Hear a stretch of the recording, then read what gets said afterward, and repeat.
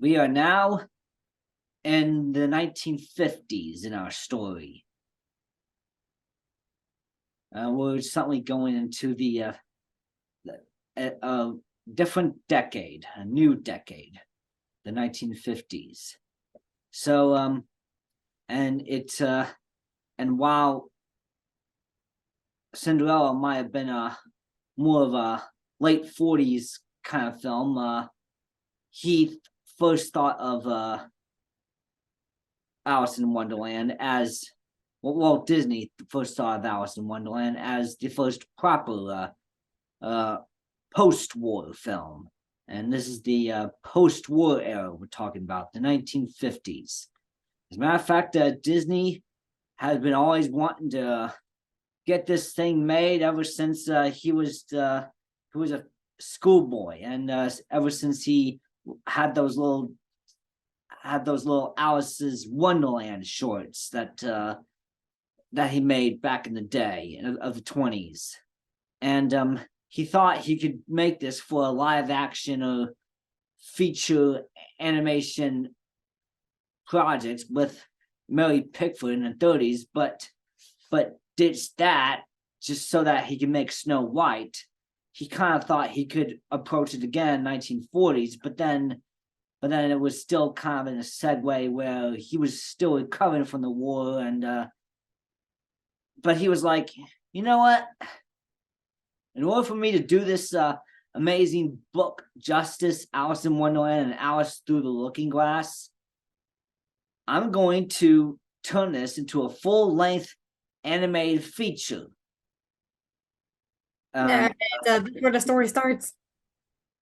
Yeah, so he began work on Alice in Wonderland in 1946, and apparently Cinderella got finished first, so Alice in Wonderland had to be postponed for the following year, 1951, and there were other adaptations as well, and believe it or not, some of the usual suspects return to voice characters, including Sterling Holloway. This is his third Disney animated feature, and another frequent collaborator with Walt Disney would suddenly pop up, Ed Wynn, who plays the Mad Hatter.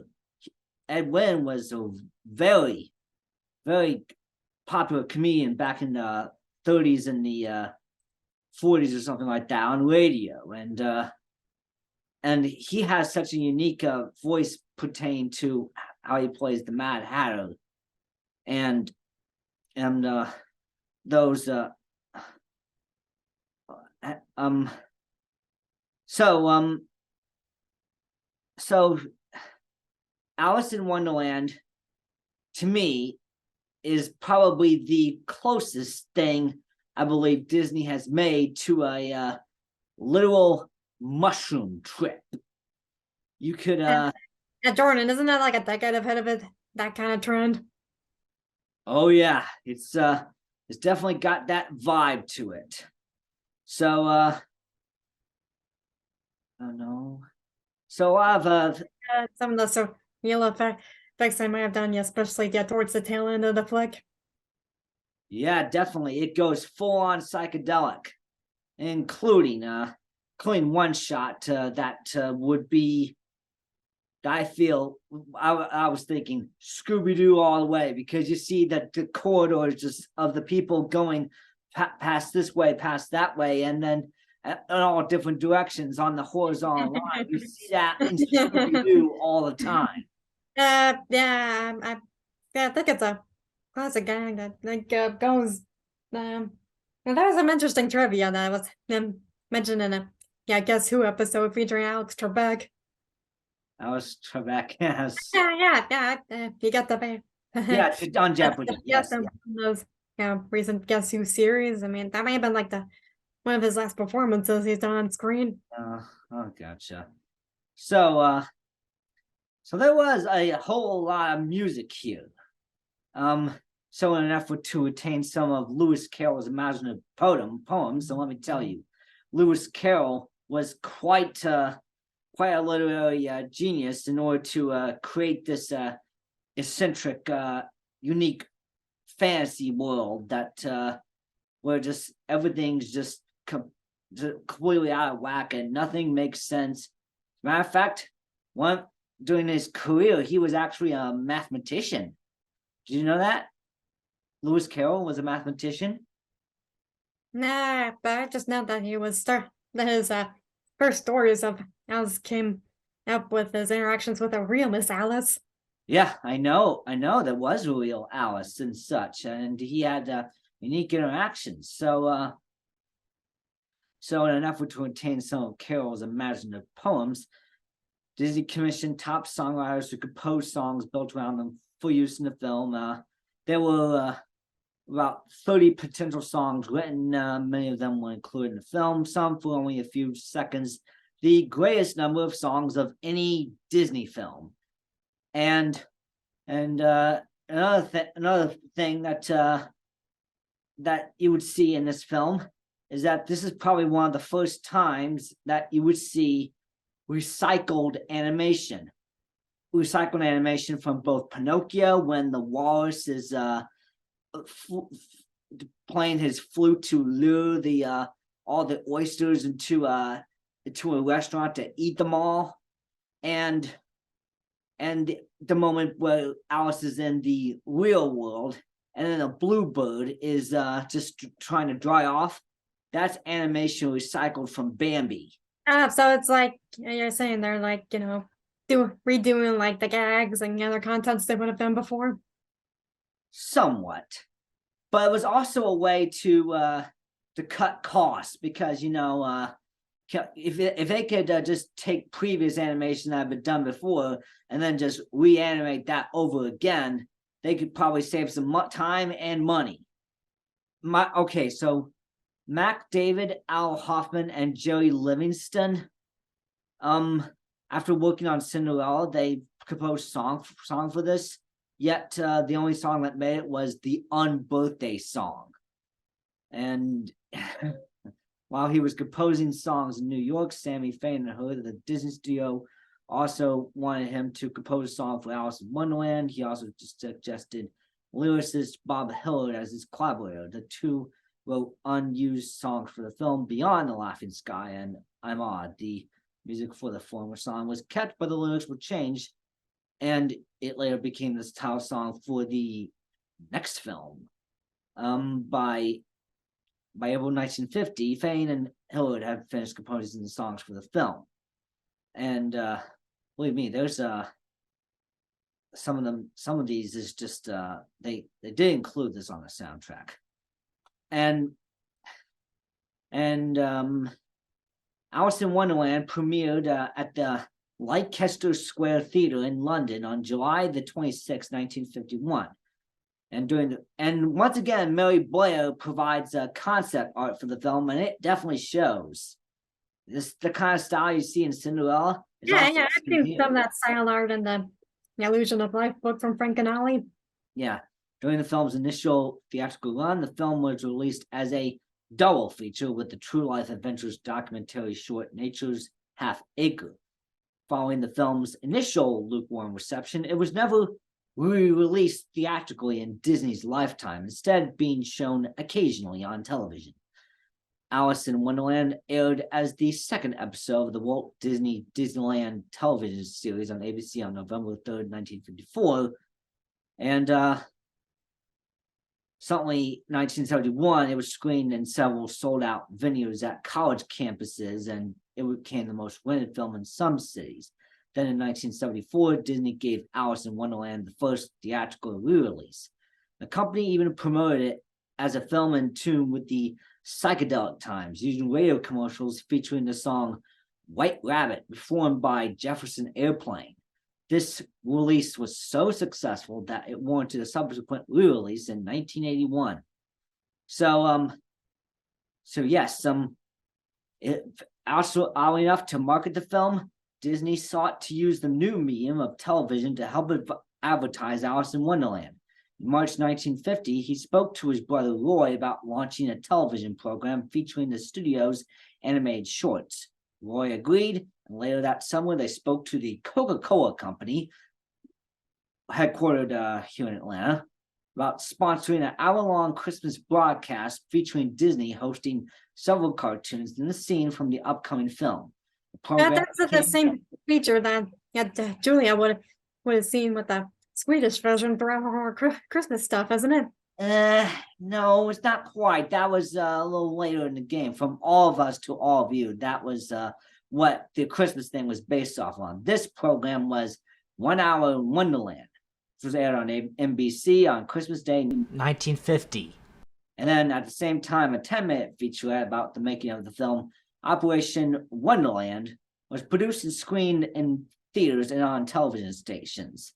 Additionally, Disney, Catherine Beaumont, who plays Alice, and Sterling Holloway appeared on the Fred Warren Show in March 18th, 1951 to promote the film. Though around this time, Disney was beginning to get interested in trains all of a sudden. He had a train in his backyard. He had trains in his office. He was getting pretty interested. Yeah, who wouldn't be interested? Yeah, I mean, for me, I was big into trains as a kid. You already know that. Me being a big fan of Thomas the Tank Engine, but Thomas the Tank Engine wasn't really what Walt was after, and Walt Disney was mainly after trying to have a sense of recapturing his own innocent youth and such. In a way, as a matter of fact, the seeds were being planted for something pretty significant in the story. He would create a monument to himself. Only this wasn't an estate, a private estate, where only the rich people would play. This was going to be open to the public. It was called Disneyland. No, okay, yeah. But what does that topic have to do anything with Alice in Wonderland? Because Disney at that time, he was really suddenly starting to get interested in Disneyland and Alice in Wonderland. The Mad Hatter's Teacup Tea party ride. It would be a main attraction at the Disneyland set. There you go. On the Disney World ride myself. That's the Mad Hatter's Mad Tea Party. Is when you just sit in a teacup and you just going around and I get it. I mean, is there more to your story? Oh yeah. Walt Disney once observed that for some odd reason during development, Alice has no character. She merely plays straight man to a cast of screwball comics.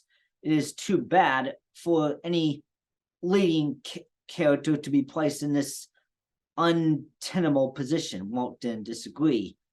You could hear him with the animators at work. Dan Disney recalled, saying Alice was cold. You couldn't get any warmth into her. Ben Sharpstein said that the animators were none too enthusiastic about the film either, but that so many people over the years, especially sophisticated people, in Sharpstein's words, had urged Walt to make Alice that he had felt compelled to produce it whether he liked it or not.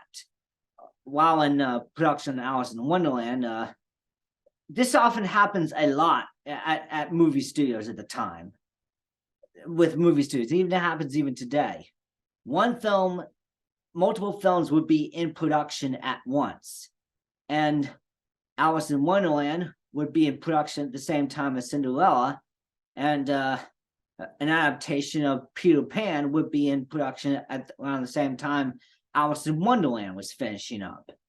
So that's how that's how they operated.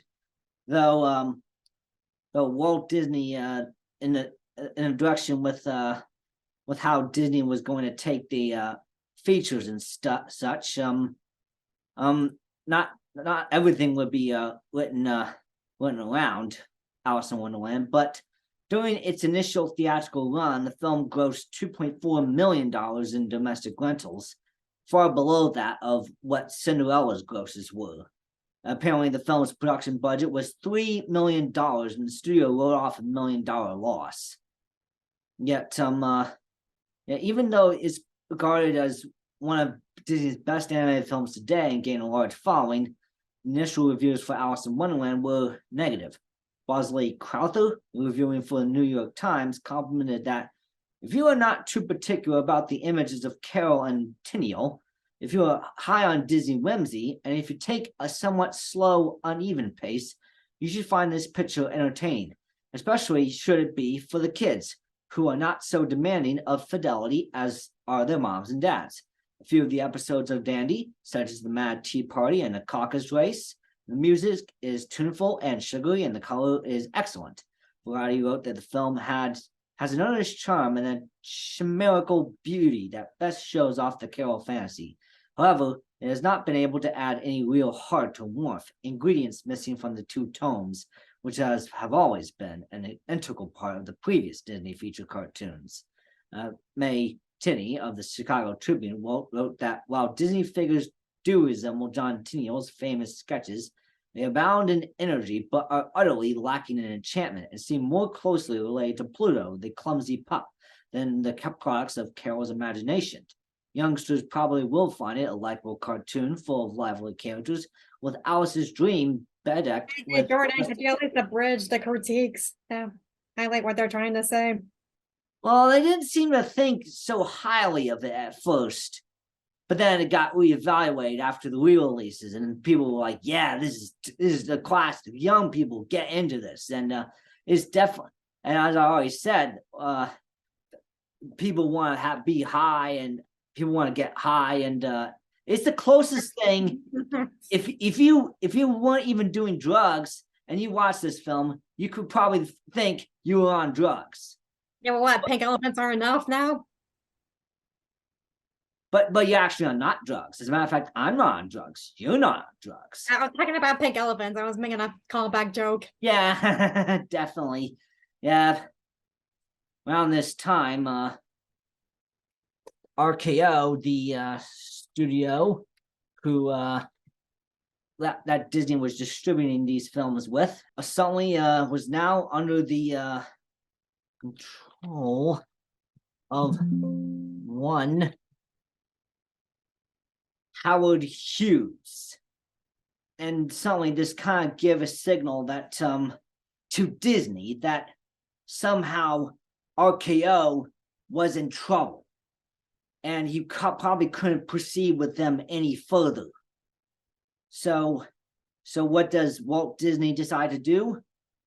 He suddenly decides he's going to make his own film distribution slate, calling the distribution company Buena Vista Film Distribution Co. Ltd. As a way to distribute the films that Walt Disney Productions made. Yeah, it explains the Buena Vista stuff that comes after. It was named after Buena Vista Street, the street in which the Disney studio is located on. In Burbank, right? Burbank, yes. So Walt knew that RKO was in trouble, so he had to kind of finish things up with him before he can get on with some of his further ambitions, like all this other stuff that he was about to do throughout the rest of the 50s and the 60s and stuff. So next week, Disney's last movie with RKO. Yeah, okay, yeah, that's a definitely good clue to the next week's film of sorts. So anyway, yeah. Yeah, it was interesting how you were kind of like going back and forth with like the histories about, the initial reception prior to like the later re-releases. I mean, I can see how many animators in production were struggling to do with that Alice in Wonderland film, because this is Lewis Carroll we're talking about. I mean, yeah, and whimsical genius is actually nonsense. Genius. It's nonsense. It's pretty awesome when you watch it, but it just so drives Alice so crazy that in a way you actually relate to her. It's almost as if it's a bunch of interstitials completed with a bunch of comedy and whimsy, and there's a lot of wildness going on. Everyone is totally mad here, and it's pretty awesome that you watch this film and you are going through, and you just see, you probably are thinking, Alice, I relate to you. This stuff is starting to get real annoying, and it's kind of like, but then it's awesome. It's an awesome kind of annoying, and these actors here are so talented. As a matter of fact, it is the first time that the actors are actually credited for playing the characters right at the end of the film. Mm-hmm. Yeah, so anyway, yeah.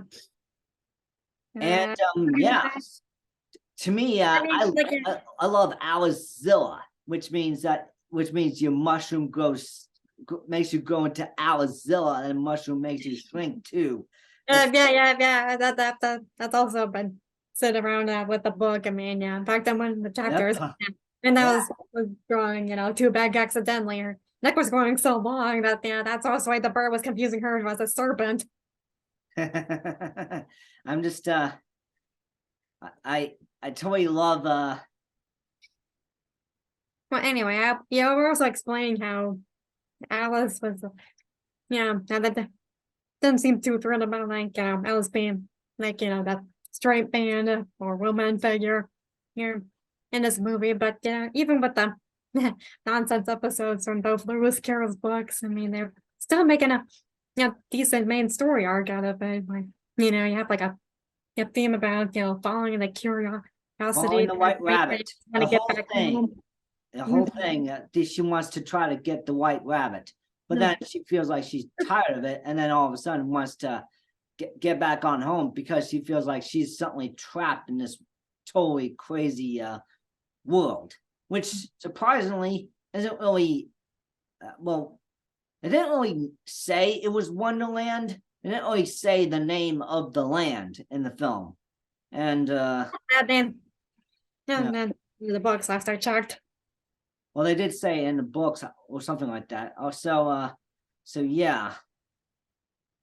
So what else do you got for me? Well, as the final scene, I was like this little figurine I found in the other room. It's starting to get near Easter. Starting to get near Easter. Yeah, I mean, I think Alice in Wonderland is like a popular thing for families to watch around Easter because they have like the rabbits and the flowers. Yep. Definite springtime classic. Oh, and one more thing. There was like a new junior series that came out called Alice's Wonderland Bakery. That's I've heard about that, but I didn't exactly watch it. It's just I still think Alice in Wonderland, the 1951 classic, it's great. Even if people didn't like it at first, like esteemed people didn't like it at first, it's great today. I mean, this is just I know, right? I mean, in some ways the original flicks may well be like the most obscured of the first G worldwide. And it's still trusted for being like the most creative aspects they've ever done.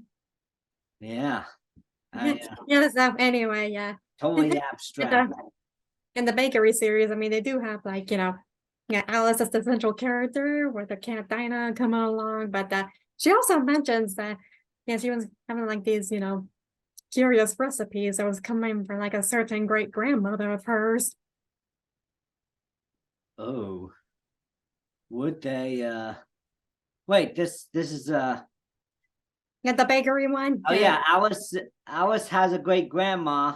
Well, we'll stay Alice in this show, and her name also happens to be Alice, and she was the Alice in Wonderland or something. Yeah, man, all right. I mean, and then I got like faces familiar, and then some that are new, but it's probably one of those kinds of series where it's supposed not that be touching with all the details. I mean, it's Wonderland. That's not supposed to make sense. Off with your head. Yeah. Oh man. Ah, that's that's definitely what we come here for. We come here to Jokes. Wonderland for some of the wild comedy. And just to leave things off here, you take the blue pill, you awaken in your bed and you believe what you want to believe. You take the red pill, you stay in Wonderland, and I'll show you how deep the rabbit hole goes. Yeah, I think that whole down the rabbit hole phrase that definitely comes from the Alice's part. Then probably when they better send you, just saying like that one side's make you tall and the other shorter. I'm throwing out a reference to the Matrix, the red pill and the blue pill. They actually say that. The rabbit holes phrase in that flick. Uh, yeah, down the rabbit hole. Yes, they do. Alice in Wonderland is a motif they touch on in the Matrix films, and that's it's almost as if the Matrix itself would also be like a version of Wonderland, a certain deception where nothing would really make sense. But then you take the red pill, it starts to really make sense. Yeah, it sounds more like something that's supposed to be a reflection of how we're supposed to perceive reality. Yeah, perceive. So anyway, that's probably why they did it in the Matrix. Maybe you can like scratch off many of these Matrix lib talks on your other thing. Yeah, I'm bored. Okay, so